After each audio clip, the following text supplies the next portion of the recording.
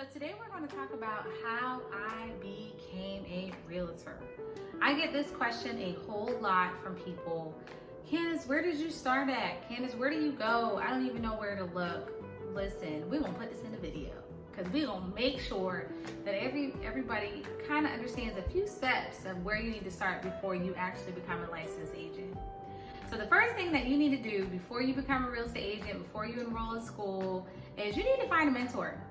You need to find somebody that you look up to, somebody that's a great example, somebody that's been seasoned or has a lot of experience. This is somebody that you want to connect with, link up with, see if you can shadow them for a day, have conversations with them, see if you can ask them questions. Now, we know real estate agents are very, very busy, and sometimes they don't always have the time to talk to you or because they're showing clients houses. But if you do find one that gives you that time, that can kind of explain to you how to get started, where do I begin, definitely find a mentor. The reason why it's good to find a mentor is because it can kind of help cut out areas that you don't necessarily have to go through, or it can kind of teach you some lessons that you don't kind of want to learn the hard way. They can kind of tell you the do's and don'ts of the game, and it's important that you have somebody that you can look at. The second thing that you need to do is apply for real estate school. You can do this simply by just Googling, looking up online, local real estate schools in my area or the nearest real estate schools. And before you apply and see the first one that's on the list, you apply for it, don't do that. Look at the reviews. People who are not satisfied love leaving Google and Yelp reviews. Yep, they do. Okay, so look up the reviews and see what the reviews are from the people in your community. See if they had a good experience. See if it was a waste of time. Definitely look at the reviews of the school that you apply for, and whatever one you feel like is the best choice, then go ahead and apply for it. Then you want to go ahead and take the classes. I'm licensed in the state of South Carolina, so we're required 90 course hours in the state of South Carolina. I'm not sure if anything's a little bit different in different states or what they require. But then you go ahead and take the classes. So our classes, as a total, is 90 hours, and then it's split into 60 hours and then 30. So your first 60 hours is learning everything about real estate and like what to do, do's and don'ts, things that are right and wrong, how to be ethical, all these kind of things. And then in your last 30 hours, your 30 hours that you take is applying everything that you learned in your 60. The next step is you're going to take the exam. I know it's like, dang, we're moving kind of fast, right? No, just hold on just 1 second. You're going to take the class exam. You actually have to take a class exam first in order to sit for the state and national exam. This is something that I have never heard of. I have never done this, right? So nobody didn't tell me that I technically had to take like 3 tests in order to be licensed. But I'm just letting you know, I had to take a class exam so that my teacher or professor knew that I was smart enough or could place for the state and national exam. And once you pass your class exam, then you can sit for the state and national exam. So that class exam ain't easy either. People see a piece of paper and they think it's just going to be, you're just going to take what you learn in class. That test was hard, okay? And some people don't pass the class exam, y'all. That's the thing. Some people don't pass that class exam, and you have to take that. You have to pass that first in order for you to sit for the governmental test. So you have to take the state portion and the national portion, and then one is longer than the other. And I will say that when I took my test, I did not pass my state exam on the first time. National exam, I definitely passed on the first time. Flying colors. But the state exam, for some reason, I don't know if I was just a little dumb or whatever, but something just wasn't clicking to me when I was doing the test.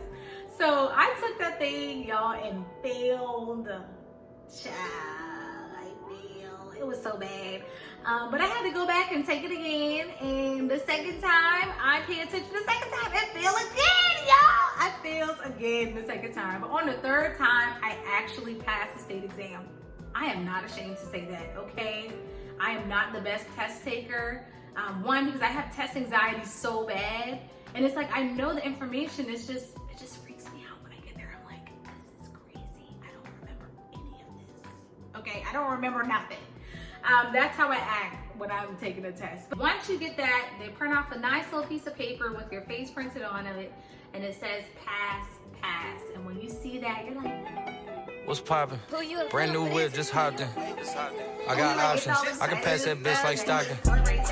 Just joshing. I'm spending this holiday. Because that was really me. After failing twice on the state, I had no choice but to turn up and eat a bunch of food after that, because that's exactly what I did. Now, you have to find a brokerage. You have to find a place where you can hang your license. And a brokerage is basically a real estate place of business that has real estate brokers, and they are a brokerage, and they hire real estate agents to work the business. So you have to find a brokerage to work up under. So that could be like Keller Williams, that could be Carolina One, Realty Own. I mean, there's like, especially in Charleston, we are a heavily influenced real estate market, and there's so many different brokers that a person can be hired at. But your job is, before you actually hang your license just randomly anywhere, interview with these brokers. Ask them, what is the culture of their company? You know, how do you feel about diversity? What is it about, you know, when it comes to the commission splits? Because it's important to know, before you hang your license, what you're going to be paid once you have your transactions. And there's a lot of fees that goes into real estate that they do tell you up front, and it's disclosed that these are fees that you have to pay. Not only your membership fees every 2 years, and renewing your license, and like the MLS system, but you also have to pay fees to your brokerage for you to be able to sell. You have to pay the people that allow you to sell. But the difference with different brokerages is you have the general brokerage, and then you have new home sales. General brokerage is, they hire independent contractors. So basically, we as real estate agents would be independent working for this company. So we would work our own clientele. We would do our own thing, our own marketing, our own little pizzazz. And we just work for like agent owned, let's just say that, for example. You just work for them, and that's your company. But you build your own clientele. You know, everything has that logo on it, but that's where you work, right? But with new home sales is where you're actually working for a builder. In general brokerage, you could be a listing agent, you could be a buyer's agent, which means you could represent the seller or you could represent the buyer. So general brokerage gives you the flexibility to be a seller's agent or a buyer's agent.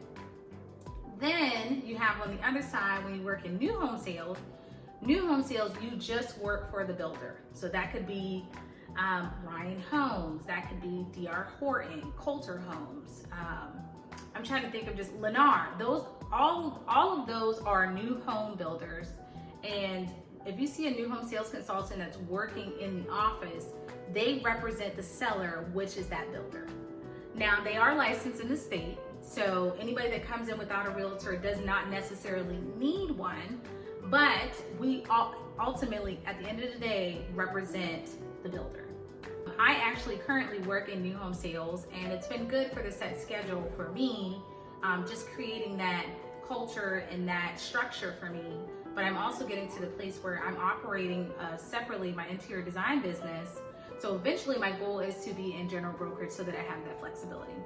Research, look up the brokerages, look up the culture, look at the commissions, look at everything that you need to know that's important to you before you actually hang your license at these locations. So after you do that, after you find the location and you get hired and you're going to probably join their training teams. A lot of them have training. A lot of them teach you how their systems work. So you train and you work hard, you become a part of the culture of the workplace. And then from there, you start to network. You start to network and build your clientele. In general brokerage, you may need to use social media. You may have to outsource a leads list to get contacts. You may need to ask your mentor, where do I need to be to connect with people? And then also, like in new home sales, you may have people that come into the office, or realtors that connect with you in the sales model, and you have to build your clientele from there. One thing I will suggest as being a millennial is social media has been a great help to me for building my clientele. Now, whether or not clientele has been qualified, that's a different story.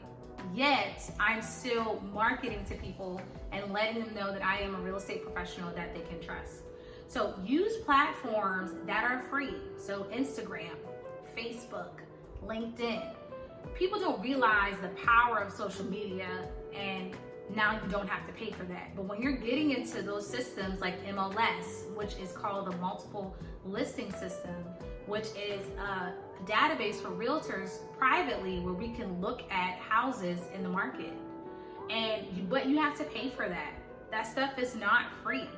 And I mean, it can be like $400, $500, it could be so many different fees for you to be a part of these different systems and clubs.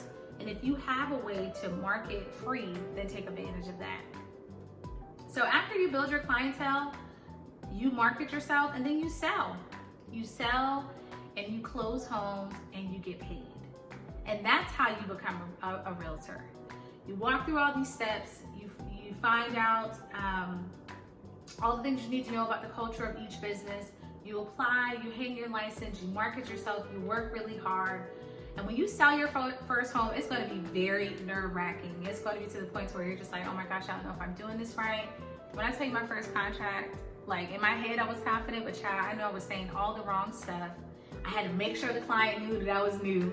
And but every time I got better every time doing the contract, and I'm still learning as I write a contract every single time on how I can be better. So those are a few steps on how to become a realtor. Like I said, I'm licensed in the state of South Carolina, so classes or courses may be different. The tests may be completely different. But I think honestly, starting with a mentor and starting with somebody that can give you some real estate advice would be the best thing that I can tell you today from today's video. So I really appreciate you guys for tuning in today. I hope I didn't take too much of your time. And hopefully I can bring some more content for you guys about real estate. If you have any questions or comments, just leave them down below. And hope you guys have a great day. Bye.